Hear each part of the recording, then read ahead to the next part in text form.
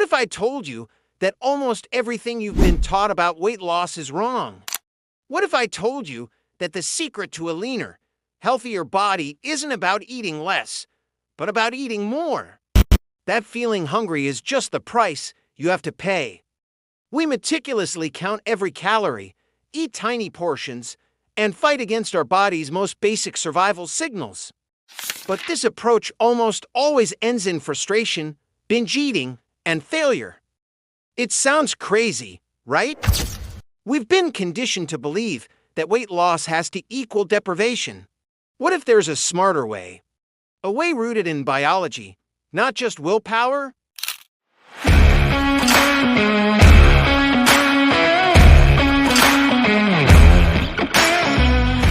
Welcome to Fitnut, your home for simple, science-backed fitness and nutrition. In today's deep dive, we are going to completely change the way you think about your plate. It's not just one signal, it's a sophisticated communication network. CCK travels to your brain and powerfully signals that you are satisfied. And then there's leptin, the master satiety hormone. It's produced by your fat cells and tells your brain how much long-term energy you have stored. Think of it like a high-tech feedback system in your human operating system. A truly satisfying meal is one that triggers all of these systems effectively. The problem is, most modern processed foods are designed to be eaten quickly. It's gone in a second and will do almost nothing to fill you up. This is a very high-calorie dense food. And to bypass these fullness signals, which is why you can eat 1,000 calories of junk food and still feel hungry. The secret is choosing foods that work with your biology, not against it.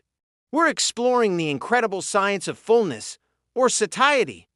This activates stretch receptors in the stomach wall that send a message straight to your brain saying, "Hey, we're filling up down here." Water and fiber add weight and volume to food for 0 calories. Protein adds a powerful satiety signal. Foods that are high in fat and low in water, like oils and processed snacks, are the most calorie-dense. Caloric density is just the number of calories in a given amount of food. And stay full for hours, all while naturally consuming fewer total calories. You are literally eating more food by weight, but weighing less on the scale. At lunch and dinner, make it your mission to fill half of your plate with non-starchy vegetables first.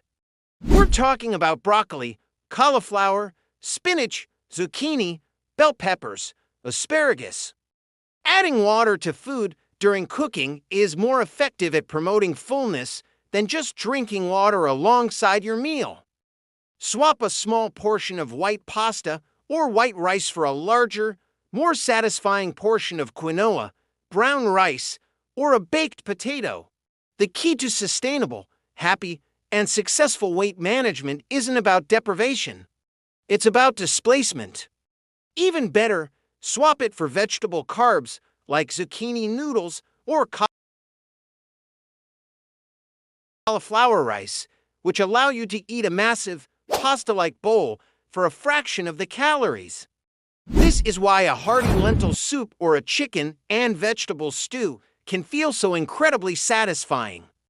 The water is bound within the food, increasing its volume and slowing down how quickly your stomach empties. Please hit that like button, it really helps the channel, and be sure to subscribe to Fitnut for more myth-busting, science-backed nutrition advice every week. What is your favorite high-volume, low-calorie food that keeps you full and satisfied? Is it a giant salad, a big bowl of vegetable soup, or maybe a mountain of berries? Share your best tips in the comments below to help inspire everyone in our Fitnut community. One study even found that participants who ate a soup as a first course ended up consuming significantly fewer total calories in their meal. This is the science of fullness. These foods are packed with fiber and water, meaning you can eat a mountain of them for very few calories. This crowds out the more calorie-dense items on your plate, leaving you satisfied with a smaller portion of them. This is the most basic and immediate form of satiation.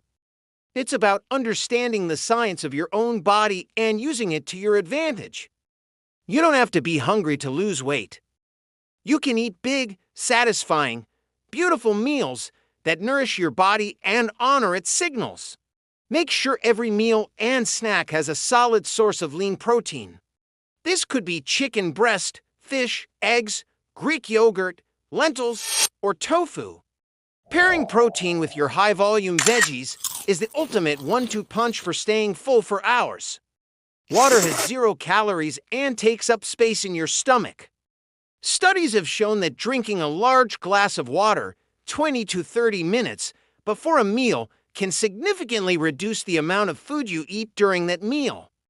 You can amplify this effect by starting your meals with water-rich foods like a simple broth-based soup or a large green salad.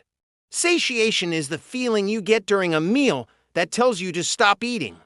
Satiety is the feeling of fullness that lasts between meals, keeping hunger at bay for hours. Our goal is to maximize both. We'll decode the signals your body uses to say I'm full. You'd struggle to finish it all in one sitting. This is a very low-calorie dense food. Think of ghrelin as the go signal. It's your primary hunger hormone. Her groundbreaking work showed that people tend to eat a consistent weight or volume of food each day, regardless of the calorie content. Therefore, the most effective strategy for weight loss isn't just trying to eat less food. It's about choosing foods that have fewer calories for the same volume. It's produced in your stomach, travels to your brain, and screams, "It's time to eat." And I will give you 5 powerful strategies to eat bigger, more satisfying meals, all while making it easier to lose weight. This isn't magic, it's science. And by the end of this video, you will have a brand new toolkit for achieving your goals without the misery. Let's get started. The hunger code, decoding your body's fullness signals to understand how to eat more and weigh less. We first need to understand how our body even knows when it's full. There are 2 key feelings we need to know: satiation and satiety. This system is run by powerful hormones. On the other side, you have your stop signals. As you eat, your stomach physically stretches. Simultaneously, when food enters your system, especially protein and fats, your gut releases hormones like cholecystokin. So, we have physical stretch signals and we have chemical hormone signals. The caloric density secret, the science of eating more. This brings us to the single most important concept in this entire video: caloric density. It sounds technical, but the idea is incredibly simple. Let's visualize this. Imagine we have 200 calories. What does that look like? 200 calories of olive oil is about 1.5 tablespoons. 200 calories of almonds is a decent handful. Better, but still not a lot of volume. 200 calories of grilled chicken breast is a pretty good-sized piece. It is protein and will keep you full for a while. Now look at this. 200 calories of spinach, strawberries, and cucumbers is a huge, overflowing bowl of food. This principle was popularized by Dr. Barbara Rolls at Penn State University in her research on volumetrics. What makes a food low in caloric density? 3 key things: water, fiber, and protein. By filling your plate with low-calorie dense foods, you can eat satisfyingly large meals, trigger those stomach stretch receptors. The Eat More Toolkit -5 practical strategies. Okay, enough theory. Let's get practical. Here are 5 simple strategies you can use starting today to implement this principle. Strategy number 1, start with water. This is the simplest hack of all. Strategy number 2, make veggies the star of the show. This is the golden rule of volume eating. Strategy number 3, prioritize lean protein. Remember our fullness hormones? Protein is the king of satiety. Strategy number 4, choose soupy over dry. This is a fascinating trick backed by research. And strategy number 5, the smart carb swap. This isn't about eliminating carbs. It's about choosing the ones with more volume and fiber. So, let's bring this all together. The relentless cycle of restrictive dieting, of eating tiny meals and constantly fighting hunger, is a battle you don't have to fight. It's about intelligently crowding out the high-calorie dense foods with an abundance of delicious, low-calorie dense, high-volume foods. By focusing on foods high in water, fiber, and protein, you can literally eat more food and still achieve the results you've been looking for. Now I would love to hear from you. If this video opened your eyes to a smarter and more satisfying way of eating. Thank you for watching. Eat smart and stay strong.